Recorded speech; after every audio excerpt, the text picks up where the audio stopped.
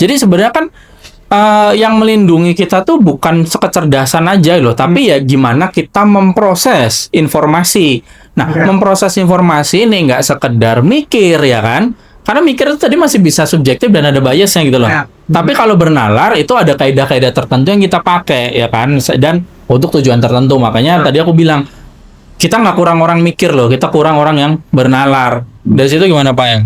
Keputusan kalau di bukunya Goleman itu Goleman apa Goleman terus? Goleman. Goleman. Jadi beda jadi dua, rasional sama emosional kan. Ya. Yang menarik adalah ketika kita mencoba untuk menghubungkan dua ini, yang muncul adalah emotional intelligence. Ya, karena itu nggak diajarkan secara eksplisit di pendidikan kita.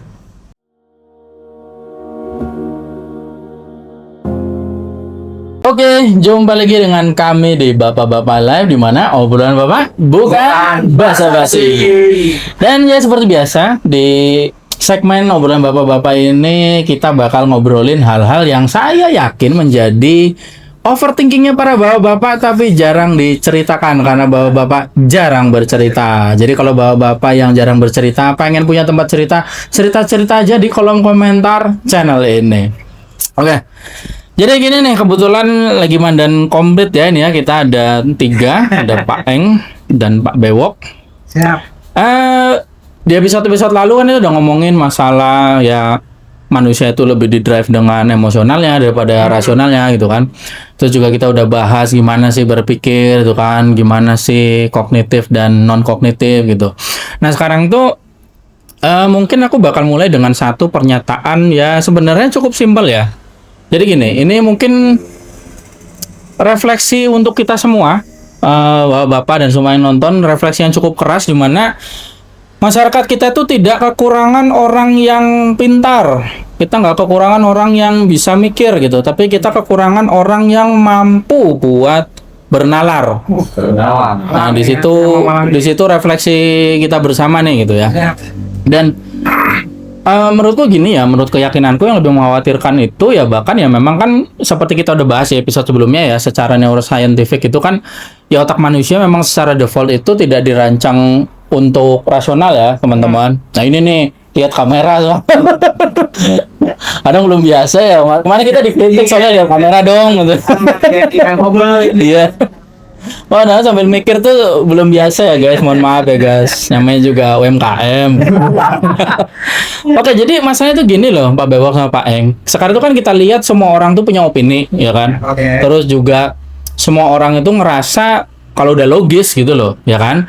Tapi ya kalau memang semuanya itu udah logis, ya kenapa yang namanya misinformasi itu masih justru meningkat gitu loh, ya kan? Terus juga yang jadi masalah tuh jangan-jangan nih kita nih benar-benar mikir atau hanya sekedar reaktif gitu loh.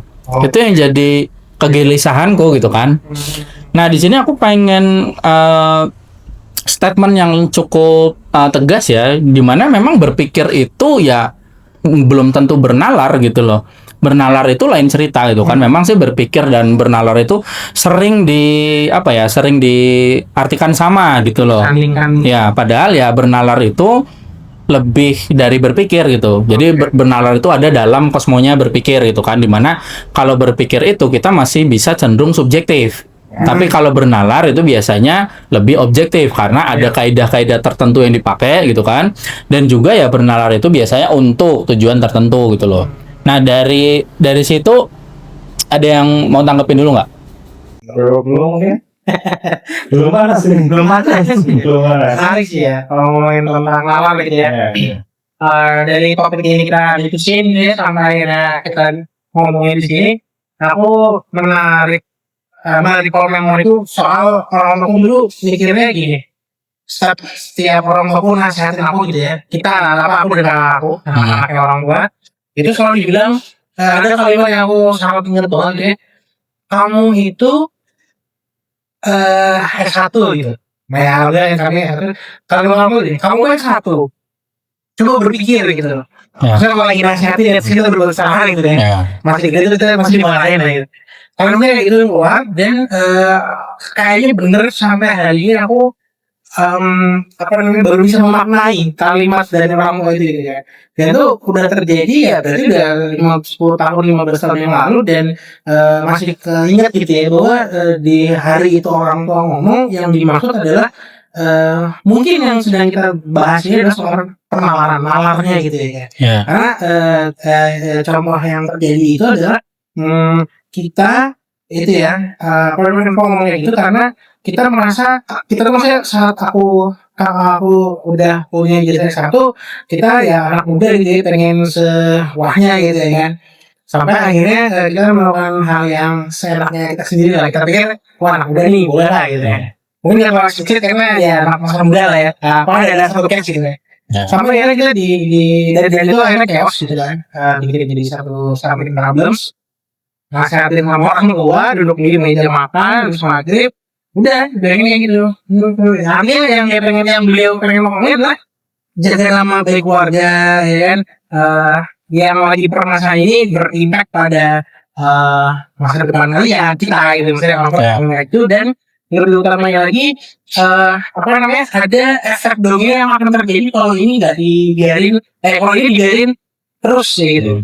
Jadi maksud aku kalimat rasional itu membangkitkan memoriku bahwa berpikir bernalar ya. Akhirnya itu sebenarnya lebih deep dari berpikir karena ya aku agree gitu kan karena akhirnya aku bisa memaknai pesan dari orang tua adalah kamu tuh S1 kamu harus bisa lebih mikir gitu kan lebih mikirnya berarti soal benar itu ya mungkin itu lebih penting ya bahwa pendidikan gak cuma apa namanya manusia nggak cuma adalah dari ijazah satu doang tapi lebih dari itu adalah bukti dia bisa memiliki pendidikan itu tadi mungkin dengan penalaran yang lebih dalam gitu ya karena memang gini ya kalau misalnya kita itu percaya hanya karena sesuatu itu terasa masuk akal itu belum sampai nalar gitu loh. Itu baru reaktif ya mikirnya mungkin nggak apa dilakukan kan mikirnya gitu ya kalau dinalar harusnya nggak terlalu apa gitu. Dari Pak gimana dari Pak? Nah bagaimana jika kalau sekolahnya sendiri itu memang pelan-pelan membunuh nalar. Waduh. Kata John Holt ini ya. Kalau teman-teman yang mungkin tahu John Holt itu adalah pionir homeschooling di US. Aku baca bukunya semester 5 tertarik karena salah satu bukunya yang judulnya Mengapa Siswa Gagal. Nah itu cukup menarik perhatianku karena waktu itu buku pendidikan itu ya kebanyakan bagaimana untuk mengedukasi, bagaimana teknik ini, bagaimana metodologi ini. Nah, tapi ini buku judulnya kok Mengapa Siswa Gagal gitu ya. Jadi aku tertarik, aku ambil dan disitu mulai merubah sedikit cara berpikir itu tentang sekolah. Kalau tadinya mungkin aku berpikir sekolah itu adalah tempat yang baik 100% baik gitu kan menjadi mungkin bisa baik, mungkin bisa enggak tergantung bagaimana pemaknaan guru-gurunya, sistemnya cuma John Holt ini cukup ekstrim karena dia merasa bahwa sekolah itu benar-benar membunuh nalar siswa secara pelan-pelan. Kenapa? Karena sekolah itu beberapa sekolah mungkin nggak semuanya tapi menurut John Holt sistem sekolah yang ada kelasnya yang ada siswa di dalamnya beberapa anak satu guru gitu ya itu pelan-pelan membuat anak takut untuk salah oke. Nah ya mungkin kita ngerasain lah ya dari pembelajaran kita gitu. Nah cuma dari situ aku nggak berhenti untuk oke, apakah sekolah baik, apakah ini buruk, enggak sampai situ. Tapi kita coba dalami dulu mengapa sih John Holt ini mengungkapkan itu pasti ada alasannya gitu ya. Kemudian didalami lagi ternyata isi bukunya adalah bagaimana dia melihat siswa itu secara individual. Jadi persen. Jadi misalnya kalau ada buku metodologi atau cara mengajar itu mungkin yang difokuskan adalah metodenya. Tapi John Holt ini fokusnya ke siswanya. Contoh ada satu siswa ketika dikasih soal 3 ditambah 1 sama dengan ya. Ada siswa yang karena mungkin di buku sama pulpen gitu ya, itu hanya alat yang dia punya gitu, maka benar-benar dia salah jawab 5, 7 gitu. Dan itu cepat. Tanpa mungkin kalau menurut John Locke, tanpa melalui proses berpikir atau bernalar. Nah, kemudian dia melakukan suatu skema pembelajaran menggunakan tongkat kuesioner. Nah, tongkat kuesioner ini misalnya ada satu tongkat warna merah, satu balok, 2 kuning, 3 hijau, 4 biru gitu lah ya. Intinya gitu. Terus si biru ini ditaruh. Terus gimana caranya ada tongkat-tongkat yang lain ini biar sama tingginya dengan si biru. Nah, misalnya gitu. Misalnya kuning sama hijau, ternyata sama dengan si biru. Gerakan tangan si anak inilah yang menurut si John Locke ini adalah kemampuan bernalar, bukan lagi menjawab. Itu bedanya. Jadi misalnya 3 tambah 1 sama dengan itu ada anak yang di sini tuh langsung berpikir, mau salah, takut dimarahin, takut. Pokoknya ada ketakutan dulu baru dia jawab.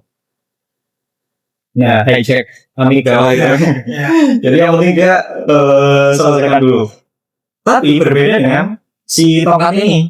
Dia bisa salah beberapa kali gitu loh menaruh tongkatnya. Tongkat ini enggak. Tongkat ini ketak-ketik lagi tongkat-tongkat yang lain. Mungkin 10 menit. Nah itu. Jadi membiarkan siswa salah, membiarkan dia mencoba, membiarkan dia mengulang lagi, itu yang mungkin bagi John Locke disebut bernalar. Gimana menurut? Iya, itu bagian dari melatih penalaran gitu loh. Jadi ya seperti itu tadi ya, namanya mikir itu kan lebih ke arah subjektif dan memang cenderung kreatif. Dimana kan kalau seingatku dari Daniel Kahneman ya, itu kan dia nyebutnya itu sebagai sistem 1. Sistem 1 itu adalah ya intuitif, cepat, sama penuh dengan bias gitu loh. Sementara kan kalau bernalar itu di sistem yang bukan di sistem 1 ini, kalau nggak salah di sistem yang kedua. Karena di situ tuh yang lebih membutuhkan si prefrontal cortex itu tadi, ya kan? Dan itu tuh ya memang kadang yang bikin agak sulit melatih penalaran itu karena memang ya nalar itu secara energi itu dia mahal gitu loh. Memang otak cenderung menghindari itu gitu kan. Tapi karena itu namanya nalar itu perlu seperti yang tadi, perlu dilatih gitu loh. Ya, nalar itu tadi kita udah ngomong di belakang lah ya, ada nalar induktif, ada nalar deduktif. Nah, ini kan nggak serta-merta gitu loh. Nggak serta-merta seorang itu bisa mempraktekkan nalar induktif dan deduktif gitu kan. Makanya perlu dilatih gitu loh. Nah, jadi ya memang aku cenderung setuju ya dengan sebutan tadi. Memang kayaknya di beberapa sekolah nalar itu lebih dipangkas gitu loh. Karena memang kebanyakan kita itu direduksi pemahamannya gitu loh. Mungkin kalau yang mungkin kita flashback dulu lah ya biar masih lengkap ceritanya. Kebanyakan mungkin yang si John Locke lihat di sekolah-sekolah itu misalnya itu kan kalau aku ceritain ada anak-anak yang tertinggal. Jadi bukan dalam satu kelas belum bisa semua enggak, tapi satu kelas udah bisa nih, tinggal satu anak ini. Ya gitu. Nah mungkin yang kita temukan adalah masa itu aja nggak bisa. Si guru ini tidak mencoba mencari cara agar dia bernalar. Tapi kita memilih untuk mengatakan sesuatu. Atau kita kasih jawabannya aja. 3 tambah 1 4 hafalin ya. 3 tambah 1 4 hafalin ya. Nah itu. Nah maksudnya adalah kalau edukasi kita masih seperti itu, menurutku kita harus refleksi dari kata-kata John Locke tadi. Apakah benar sekolah itu mengurangi atau membunuh nalar kita pelan-pelan? Mungkin ya, mungkin. Aku belum tahu pasti akan hal ini, tapi masalahnya sekarang udah bukan di kecerdasan gitu loh. Tapi dia nggak punya scientific temper istilahnya. Perangai scientific. Ini tuh pernah dikemukakan sama Jawaharlal Nehru dulu. Kalau nggak salah tahun 44, kalau nggak salah, ntar koreksi ya teman-temannya, lihat kamera nih. Maaf ya, lagi dibiasain lihat kamera gitu loh. Ya itu tadi masalah si scientific temper itu. Jadi karena gini, yang aku jadikan acuan adalah di situ sesuatu yang menarik loh, ketika Jawaharlal Nehru itu dia bilang scientific temper bukan scientific thinking. Karena kalau scientific thinking kayaknya ya itu akan lebih cenderung untuk orang-orang ya yang alhamdulillah ya kayak kita gitu, punya privilege, punya keberuntungan bisa makan bangku perkuliahan gitu loh. Makanya ini scientific temper. Jadi lebih ke perangai, perilaku yang saintifik ya. Itu kan berarti orang nggak sekolah tinggi pun harusnya bisa gitu kan ya. Selama apa? Selama ya dilatih dan mau melatih gitu loh. Ya, jadi kan kalau kita nyangkutin balik ke yang tadi Pak Eng bilang, yaitu salah satu tanggung jawab di dunia pendidikan gitu loh, nggak sekedar mentransmisikan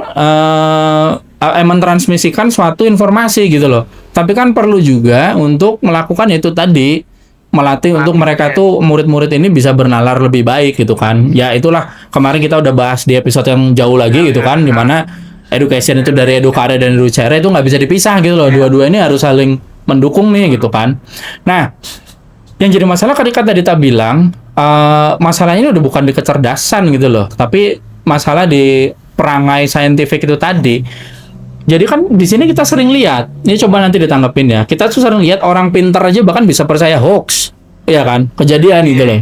Atau misalnya tadi orang secara pendidikan di atas kertas sudah pintar, tapi kok bahasanya kok nggak mudeng-mudeng sih gitu loh.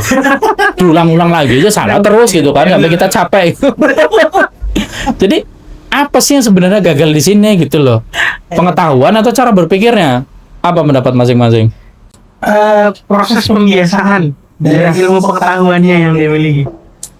Ya, betul. Seperti kita udah bahas di episode sebelumnya gitu kan, karena ya jangankan kemampuan kognitif gitu kan, jangankan kita bisa bernalar, ya kemampuan emosional kita aja perlu dilatih gitu loh. Ya termasuk sampai ini kalau kita bahas sekarang itu tadi, kenapa bahkan orang yang secara di atas kertas pintar gitu kan, tapi sering ya penalarannya nggak nyampe gitu loh, berpikir tapi tidak bernalar gitu kan. Kita coba lah ya. Mungkin gini ya, kalau yang bisa tak sampaikan adalah kecerdasan itu tidak melindungi kita dari manipulasi gitu loh, terutama di era sekarang gitu ya. Makanya tadi aku buka di awal kan, orang sekarang tuh individu merasa dia udah mikir, merasa dia logis, tapi misinformasi masih banyak gitu loh, masih terjadi. Jadi sebenarnya kan yang melindungi kita tuh bukan kecerdasan aja loh, tapi ya gimana kita memproses informasi. Nah, memproses informasi ini nggak sekedar mikir ya kan, karena mikir itu tadi masih bisa subjektif dan ada biasnya gitu loh. Tapi kalau bernalar itu ada kaidah-kaidah tertentu yang kita pakai ya kan, dan untuk tujuan tertentu. Makanya tadi aku bilang kita nggak kurang orang mikir loh, kita kurang orang yang bernalar. Dari situ gimana Pak Yang? Keputusan kalau di bukunya Goleman itu, Goleman apa Goleman terus? Goleman. Beda jadi dua, rasional sama emosional kan. Ya. Yang menarik adalah ketika kita mencoba untuk menghubungkan dua ini, yang muncul adalah emotional intelligence. Ya, karena itu nggak diajarkan secara eksplisit di pendidikan kita. Ya, baru mungkin kalau di TK, PAUD mungkin ada beberapa yang udah dan banyak gitu. Cuma kalau menurut si Goleman ini kan, kecerdasan emosional itu adalah bahan bakar untuk mengambil keputusan tadi. Tadi juga dibahas sama Pak Magang waktu di bawah. Kalau kita ketemu buaya, apakah kita harus berpikir dulu nih? Ini buayanya spesies apa gitu ya, gitu. Kan kita lari aja gitu, karena memang bahaya. Nah, inti dari keputusan tadi adalah bagaimana keputusan ini diambil harus berdasarkan pada nalar, di mana nalar ini harus dilatih dengan bahan bakar utama adalah emotional intelligence. Yang pengen aku coba ungkit di sekolah adalah banyak jam pelajaran yang akhirnya aku pakai untuk membahas emotional intelligence ini. Yang baru-baru ini karena aku baru selesai baca bukunya, ternyata itu namanya self science. Jadi self science itu kita bahas sesuatu di kelas berdasarkan si anak, bukan kita misalnya bullying, kita bahas bullying. Karena bullying adalah bukan, tapi ketika mereka memang sedang melakukan bullying, nah baru kita bahas. Di situ kan ada beberapa emosi, contoh kesel, benci, marah, kecewa. Yang mana dulu nih, 4 ini beda-beda loh. Benci mungkin karena sesuatu yang kamu nggak suka di tubuhnya atau di perilakunya. Marah karena mungkin dia melakukan sesuatu padamu. Nah ini kan harus dibedain dulu. Tapi di pendidikan kita kayaknya jarang banget. Bahkan kalau ada mata pelajarannya mungkin nantinya akan jadi yang kayak tadi itu, yang konsepnya seminar gitu. Bukan self science, bukan yang anak melakukan dan kita bahas. Makanya di situ ada satu absensi yang mungkin besok aku coba, ini belum pernah aku coba sih. Jadi absensinya misalnya panggil A gitu ya, kan biasanya hadir, ada gitu ya. Ini absensinya adalah dengan menggunakan skala dan perasaan. Contoh, pagi ini aku sarapannya enak, susu, terus berangkat salin dicium gitu ya. Pas sampai sekolah, si A 10 bahagia. Nah gitu. Jadi ada rasa apa ya, emosi yang disampaikan. Self awareness ya tadi. Oh, mungkin nanti arahnya sih. Cuma ini kan lebih ke mengenali emosi diri. Aku pagi ini tuh bahagia banget gitu, 10 secara aku. Tapi ada satu anak yang mungkin bangun udah di tendang atau mungkin dipakai kekerasan sama orang tuanya. Jadi sekolah mungkin 3. Terus dia diem. Dia nggak tahu perasaannya gimana gitu loh. Karena dia nggak tahu kata-katanya apa. Apa kira-kira? Sedih. Bad mood. Oh, Ya, kita mungkin udah tahu bad mood. Tapi gini. Aku setuju dengan yang tadi ya, tapi gini, kita udah bahas di episode sebelumnya ya. Jadi kemampuan untuk regulasi emosi, kecerdasan emosi itu tadi itu bukan sekedar bukan gini. Kecerdasan emosi itu jadi sebenarnya sesimpel emosionalitas kita tidak terlalu sering membajak rasional kita. Iya. Gitu. Jadi kayak contohnya ya itu tadi misalnya kita itu nembus lampu merah gitu, orang-orang yang asal aja di lampu merah gitu kan. Apakah secara kognitif dia mengerti bahkan paham gitu loh, tapi masih dia lewatin aja. Ya. Nah itu dimana emosionalnya itu lebih jalan daripada kemampuan rasionalnya gitu loh. Harusnya kan dia berpikir gitu, kalau saya nembus lampu merah, ini bahaya buat saya, bahaya buat orang, dan lain-lain. Ada banyak alasan untuk tidak nembus lampu merah itu gitu. Tapi dia tidak berpikir sehingga si emosionalitasnya itu yang menang gitu loh. Nah, ini jadi masalah. Yang aku lihat sekarang, namanya untuk emosional itu tadi, kecerdasan emosi tadi, itu tidak sekedar bisa diajarin gitu loh. Betul. Paling gampang misalnya gini lah, kita tuh udah terpapar dengan jangan mencuri. Oke. Nanti Tuhan lihat, kita muslim alhamdulillah ya, nanti Allah lihat loh, Allah tahu kamu curi. Masih aja ada orang ketika ada handphone di mall, ketinggalan orang, dia rezeki anak soleh. Bisa. Ya itu karena tidak pernah dilatih gitu loh. Jadi kecerdasan emosi itu nggak stop diajarin gitu loh. Memang. Harus dibiasain. Nah itu yang sering sering kita lihat di pendidikan kita tuh, mohon maaf gitu loh, kita nggak ada pelatihan untuk itu seringnya. Betul, makanya aku masukin kan. Iya. Itu nggak ada di kurikulum dong. Iya, makanya itu yang jadi mungkin perlu kita jadi refleksi juga ya, Bapak gitu kan ya. Itu nggak jadi tanggung jawab sekolah aja menurutku. Nah, ini aku punya pesan. Ini harus maksudnya ini juga harus kita terapkan di rumah gitu loh, untuk melatih untuk kecerdasan emosi dari anak-anak kita itu juga bisa terlatih gitu loh, bisa akhirnya sampai terbiasa gitu. Ini kalau ada anak nangis, jangan langsung ditanya kenapa. Tolong jangan langsung ditanya kenapa. Diregulasi dulu ya emosinya. Setidaknya pakai cara self science tadi. Contohnya anak nangis nih, wah kenapa? Biasanya gitu. Kita coba ganti gitu. Apakah kamu merasa sakit? Apakah kamu merasa kecewa? Yang mana dulu? Iya. Kan nangis kan macam-macam gitu. Mungkin ada 2 orang lagi bermain gitu, tiba-tiba nangis anak kita gitu. Ya kita tanya dulu apa yang dia rasain. Jangan tanya kenapanya dulu. Kenapa? Karena kalau kita tanya kenapanya, si emosinya ini akan terkesampingkan menjadi kalau kita pakai bahasanya cari alasan. Jadi kalau di buku itu kan dibagi 2 ya, emosi sama tindakan. Nah, karena kenapa itu akan mengungkit tindakan? Tanpa kita mengetahui apa sih emosi yang ada, itunya sih. Jadi maksudku kita coba biasakan bapak-bapak atau ibu-ibu, tanyakan dulu emosinya.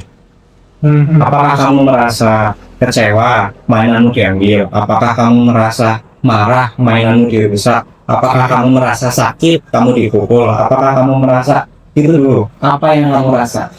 Baru kenapa sih tadi, atau bagaimana sih tadi terjadinya? Jadi kita validasi perasaan itu sih. Kritiknya gini, Oke.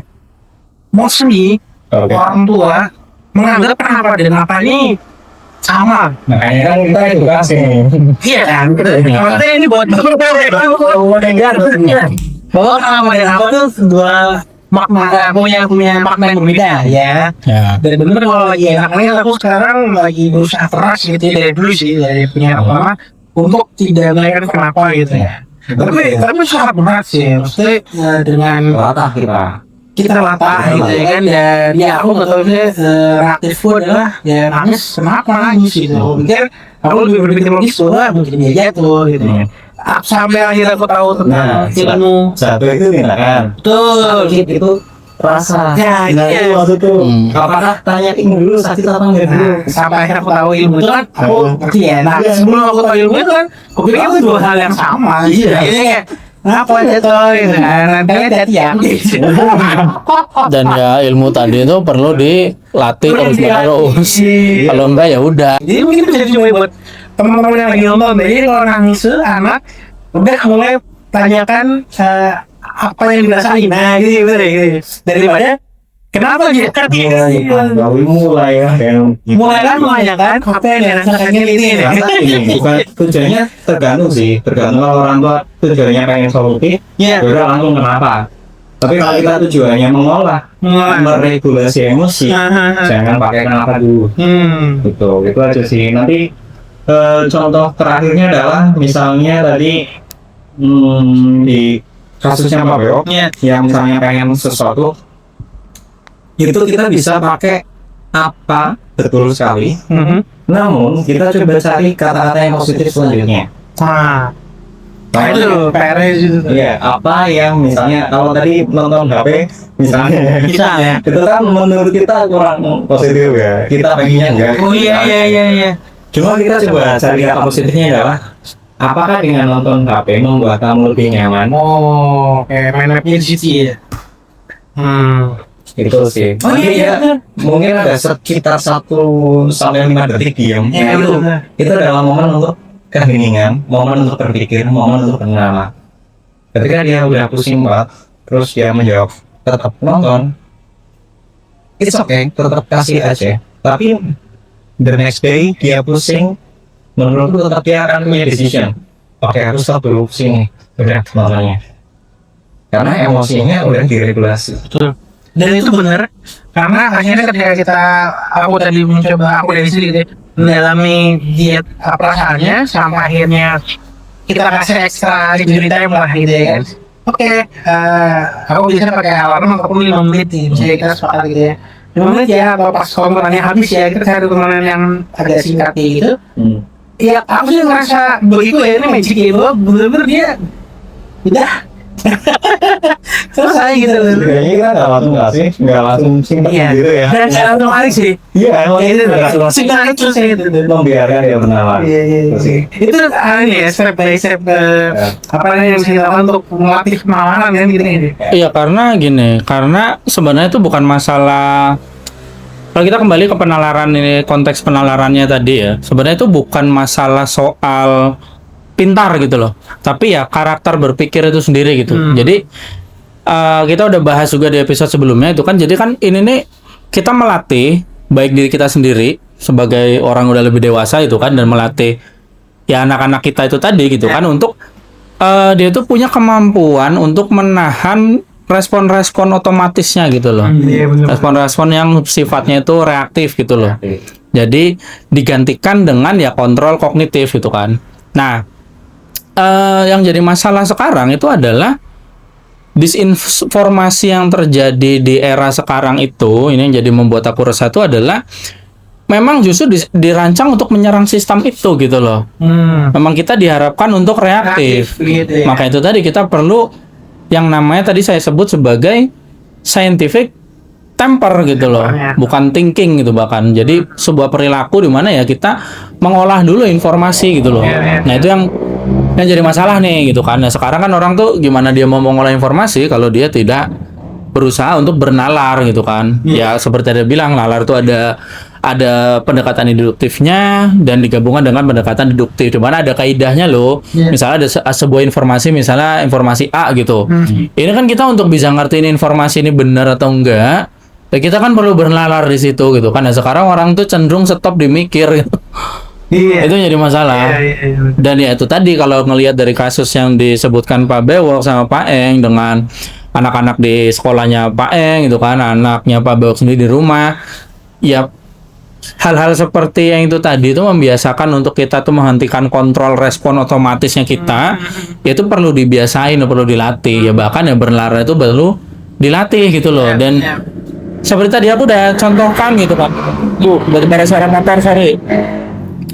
Jadi ya memang melatih bernalar tuh nggak sulit kok gitu loh, nggak perlu hal yang mahal gitu kan ya. Kita di rumah bisa sebagai orang tua, guru pun di sekolah juga bisa, di sekolah diajarin gitu kan. Nggak perlu hal yang sampai kita tuh harus menggunakan modal yang cukup besar gitu loh. Iya, benar. Memang sih sekarang kita oke lah ya, sekolah kita tuh mungkin banyak yang pinggiran, apalagi kita di kota kayak gini gitu kan. Tapi kan bukan berarti kita tidak bisa mengajarkan dengan kurikulum internasional gitu loh. Ya salah satunya belajar bernalar itu gitu loh, yang aku yang nggak tahu kalau sekarang ya, tapi zamannya kita sekolah dulu penalaran itu mohon maaf banget gitu, itu terasa direduksi gitu loh. Kita cuma diminta untuk bisa menghafalkan suatu informasi. Kita dilatih untuk menjawab, bukan untuk berpikir gitu loh, bukan untuk memahami gitu kan. Dan itu masalah gitu loh. Yang jadi masalah kan ya nggak semua orang punya curiosity sendiri terhadap pendidikan untuk dia mau belajar lagi gitu kan. Ya secara paling efektif ya di sekolah gitu kan. Ya atau paling tidak kalau aku nggak nyebut sekolah ya diajarin gitu loh. Makanya di sini kita nih sebagai bapak-bapak ya emang harus ya jadi yang melatih nalar anak kita juga ya nggak sih? Ya sih, udah mau nambahin lagi nggak? Ini ya wisdom apa experience orang tua aku gitu ya, generasi orang tua aku selalu kalau melihat ada fenomena lah anak apa bacot tuh apa ya, nakal lah gitu ya, selalu ibu guru ya selalu dia bilang kayak gini, event itu masih selalu bilang gini, yang diajarin orang tuanya ya gitu kan orang tua gitu ya. Iya itu kalimat Ini kan keluarga sih, ya sama aja sih gitu. Aku lihat banget orang tua lagi ngeliat anak bandel gitu, nakal gitu. Saya bilang, ini nggak diajarin orang tuanya gitu kan. Ini kayak bener-bener sampai aku mikir gitu kan kayak, oh emang seperti gue pikir gini, orang tua aku mengajarkan aku dengan kedisiplinan sebegini gitu. Berarti memang ada orang tua yang tidak mengajarkan kedisiplinan seperti itu ya? Iya ada. Gitu kan? Sekarang itu kan ada, sorry itu saya. Sekarang itu kan ada yang memang cuma beranak doang gitu. Oh itu dia lagi. Justru itu yang ingin kita bedah ya. Makanya kenapa aku harus memasukkan self science ini di kelas, di dalam mata pelajaran, di jam pelajaran ya, karena kita kurang gitu. Karena apa? Kita karyawan itu orang tua yang S1 itu masih sangat sedikit. Oh, artinya memang bukan masalah ijazah saja, tetapi bagaimana untuk belajar dalam waktu yang lama. Dan kalau kata Jamal ya tujuan akhirnya apa sih homeschooling? Ya bisa learning how to learn. Yang mana itu apa tuh seumur hidup? Belajar seumur hidup. Ya udah itu aja, belajar seumur hidup. Nggak perlu dibikin susah. Itu ya karena kita masih merasa kita adalah bangsa yang kalau udah S1 udah sarjana udah selesai belajarnya gitu. Karena bisa awalin aja. Gitu aja, ya benar S1 tadi kan. Maka mungkin kalau di gongnya aku pengen ngomong bahwa walaupun tadi kan bukan dengan sekolah itu tempat untuk membunuh lalat, cuma gongnya adalah gini. Kalau kita sampai di titik ya terpisah antara mendidik nalar, mendidik mental, emosional, kita mau coba hubungin itu. Ya mungkin semua guru-guru sudah mencobanya untuk memahami anak didiknya masing-masing. Kalau kaitannya dengan orang tua belum ngajarin di rumah, maka emang udah jadi tanggung jawabnya sekolah. Ya, ini kalau tidak mau. Ya walaupun berat, menurutku itu tetap tanggung jawab gitu loh. Artinya kalau aku membuatnya beban berat, tapi kalau aku membuatnya menjadi yes ini tanggung jawab harus dipikul. Kalau dia mau ke belakang terus dia bilangnya aku mau pipis, ya udah aku harus ngajarin dia bilangnya mau ke belakang jangan mau pipis. Ya emang harus itu, maksudnya apa ya, kita harus bilang aku diajarin orang Ya, manner itu perlu dilatih. perlu dilatih. Biasa sederhana itu ya. Itu aja gitu. Ya tapi memang anu ya, kalau kita tarik lagi ya seperti kita udah sering bilang di beberapa episode yang lain gitu kan, kita tuh sekarang nggak kekurangan informasi. Informasi itu udah banjir ya kan. Ya sekarang tuh kita kekurangan sistem imun terhadap informasi gitu loh, dan sistem imunnya itu ya penalaran itu tadi dengan ya perilaku scientific tampar tadi yang dikemukakan sama si Jawaharlal Nehru gitu kan. Jadi mungkin gini ya, pertanyaannya itu tentunya udah bukan lagi apakah kita cukup pintar, harusnya udah bukan di situ gitu loh. Dengan kita udah mulai ngerti nih harusnya di mana berpikir itu belum tentu sampai bernalar gitu ya. Bernalar itu lain cerita. Bernalar itu perlu kaidah tertentu, bernalar itu untuk tujuan tertentu, tapi kalau berpikir itu masih subjektif sebenarnya gitu loh. Dan kita perlu meningkatkan tidak hanya berpikir, tapi kita harus sampai bisa bernalar itu kan. Jadi pertanyaan tentunya adalah ya apakah kita ini udah cukup jujur nih kalau kita ini bernalar atau belum. Itu yang perlu jadi refleksi kita bersama sebagai para bapak-bapak. Jangan-jangan udah berpikir bernalar, nah kita perlu bernadi. Sampai itu. Kita mulai. Kadang-kadang kalau nama-nama itu aku nggak relate, nggak tahu ada. Oke lah, karena intinya hari ini itu ya kalau kita lihat ya di era sekarang tuh kebenaran itu apa ya bilangnya itu nggak kalah oleh kebodohan sebenarnya.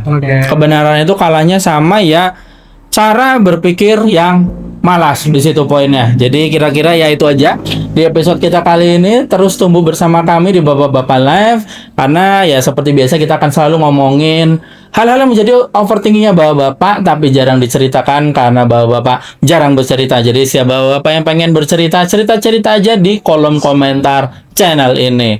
Jadi sekali lagi itu aja, tetap bersama kami di Bapak-Bapak Live, di mana obrolan bapak bukan basa-basi. Terima kasih. Wassalamualaikum warahmatullahi wabarakatuh. Dadah.